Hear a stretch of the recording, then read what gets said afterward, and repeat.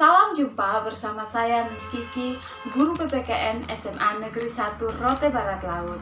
Anak-anakku, sekarang kita harus belajar dari rumah karena situasi pandemi corona yang sedang melanda bangsa Indonesia. Maka saya berharap kalian tetap sehat dan semangat belajar dari rumah.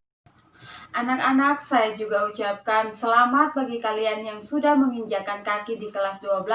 Semoga di jenjang yang baru ini kalian lebih giat dalam belajar.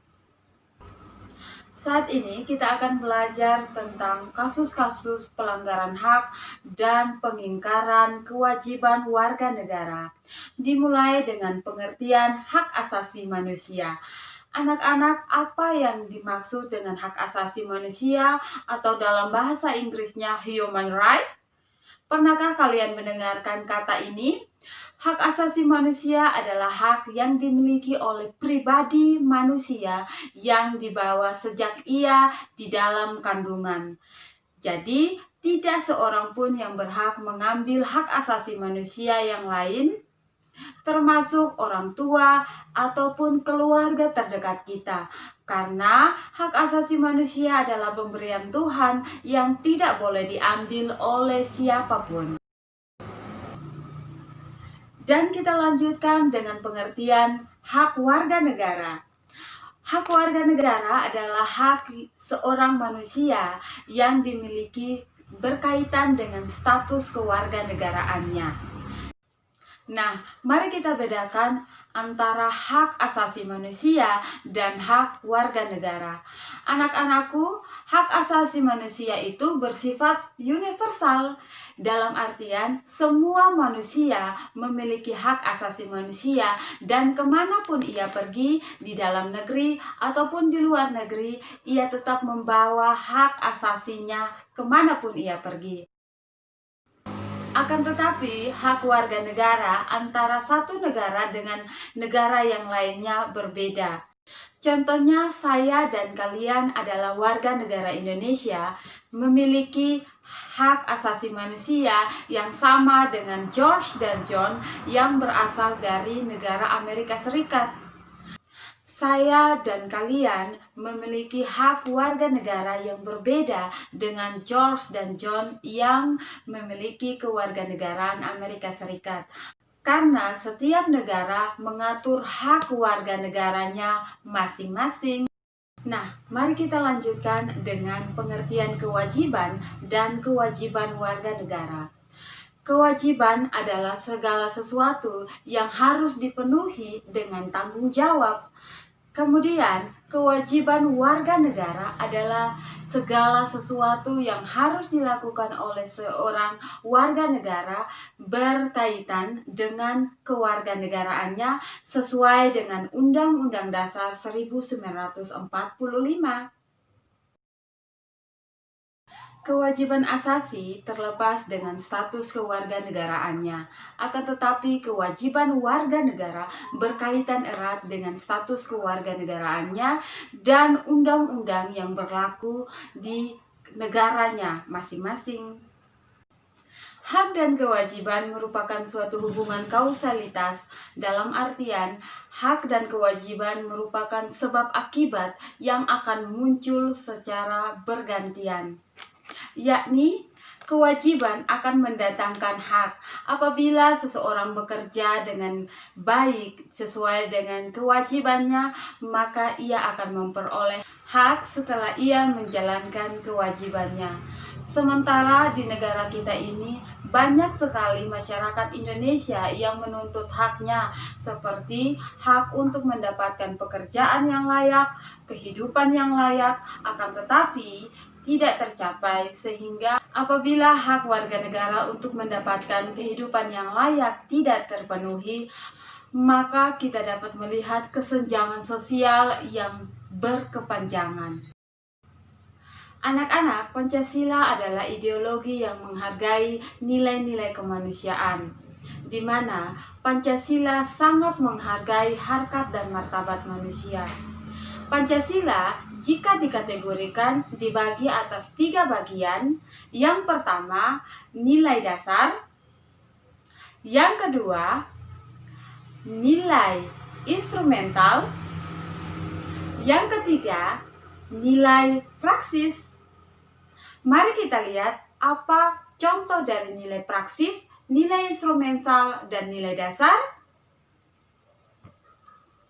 Contoh nilai dasar adalah sila-sila Pancasila.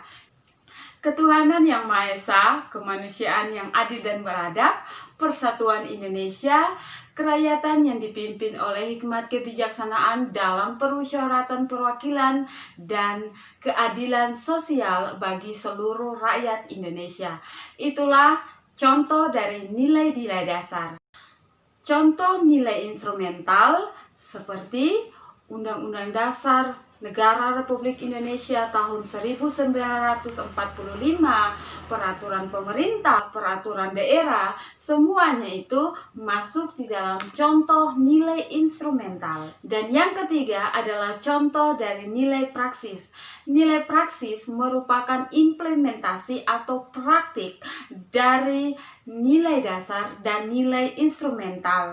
Contoh nilai dasar ketuhanan yang Maha Esa, nilai instrumentalnya pasal 29 Undang-Undang Dasar 1945 yang membebaskan kita untuk memeluk agama masing-masing, dan nilai praksisnya adalah saya yang memeluk agama Kristen Protestan. Nah, apakah kalian sudah mengerti?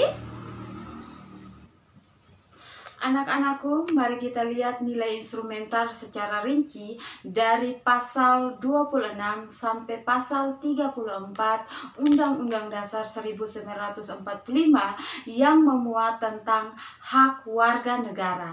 Yang pertama, kita mulai dari pasal 26 ayat 1 tentang hak atas kewarganegaraan. Dalam ketentuan pasal ini dikatakan warga negara adalah orang-orang asli Indonesia dan orang-orang bangsa lain yang disahkan oleh undang-undang menjadi warga negara.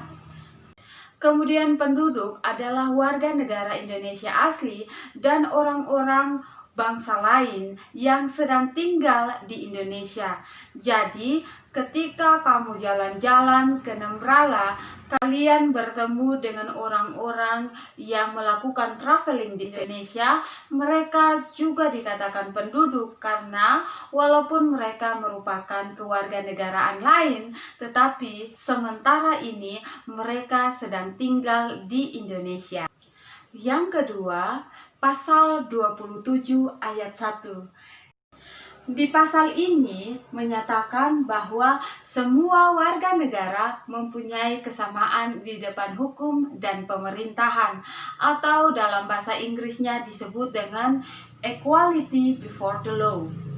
Artinya, semua warga negara sama di depan hukum dan pemerintahan. Jadi, walaupun kamu adalah anak seorang petani, kamu punya kesamaan di depan hukum dan pemerintahan. Kamu sama dengan anaknya presiden, anaknya PNS, anaknya menteri, karena di pasal ini menjamin semua warga negara sama di depan hukum dan pemerintahan. Pasal 27 ayat 2 memuat tentang hak atas kehidupan dan pekerjaan yang layak bagi kemanusiaan. Berbagai peraturan perundang-undangan dibuat seperti Undang-Undang Pendidikan Nasional, Undang-Undang Agraria, Undang-Undang Perbankan, Undang-Undang Tenaga Kerja, semuanya dibuat untuk tujuan menciptakan lapangan kerja agar warga negara mendapatkan kehidupan yang layak.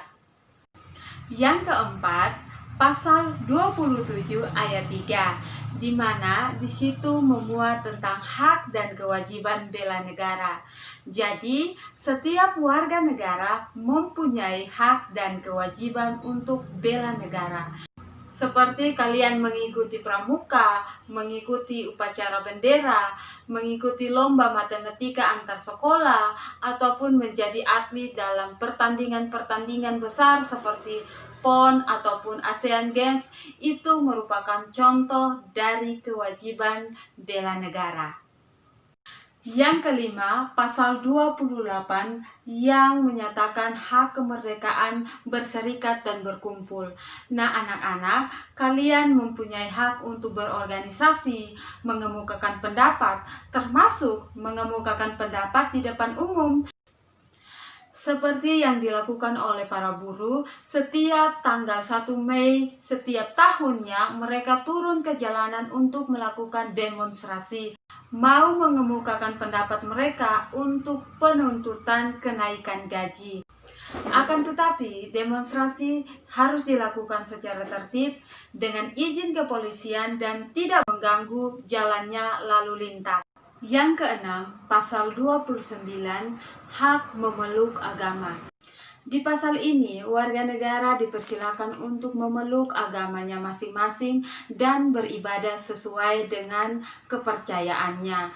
Jadi, saya tidak berhak untuk mensabotase agama kamu karena itu adalah kemerdekaan kamu sendiri. Saya sebagai pemeluk agama lain hanya perlu menghargai akan perbedaan agama yang kita anut masing-masing. Bagaimana dengan kalian? Apakah kalian juga sudah menghargai perbedaan agama dengan teman sekelasmu? Yang ketujuh, pertahanan dan keamanan negara. Jadi, saya dan kamu memiliki hak dan kewajiban untuk usaha pertahanan dan keamanan negara.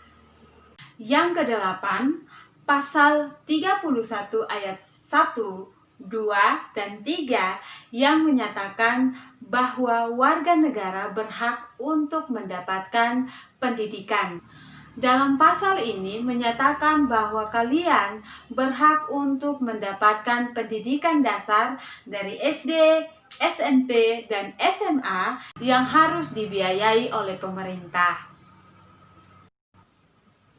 Yang kesembilan, pasal 32 ayat 1 dan 2, di situ menyatakan hak warga negara untuk kebudayaan nasional, di mana kita wajib untuk memelihara dan mengembangkan nilai-nilai budaya.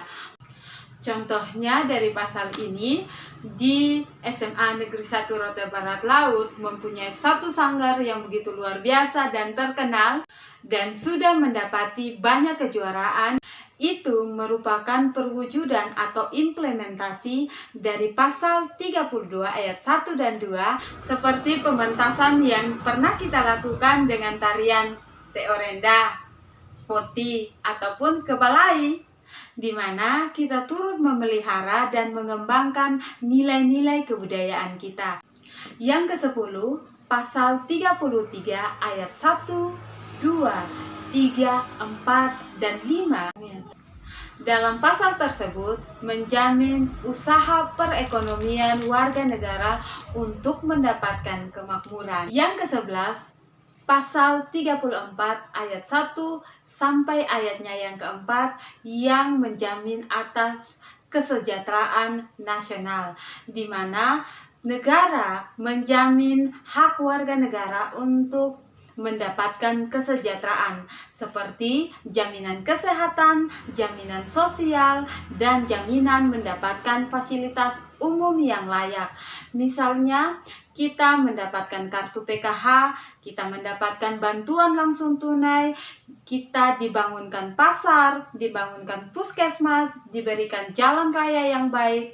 Itu merupakan usaha negara untuk menjamin kesejahteraan warga negara. Anak-anakku, itulah materi yang harus kita pelajari di pertemuan pertama ini.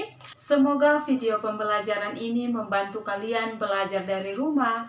Dan setelah kalian mengerti, silakan kalian menjawab soal-soal yang sudah Miss Kiki bagikan dan dikumpulkan pada hari Rabu nanti. Miss Kiki tunggu ya. Fighting, tetap semangat, dan salam sehat!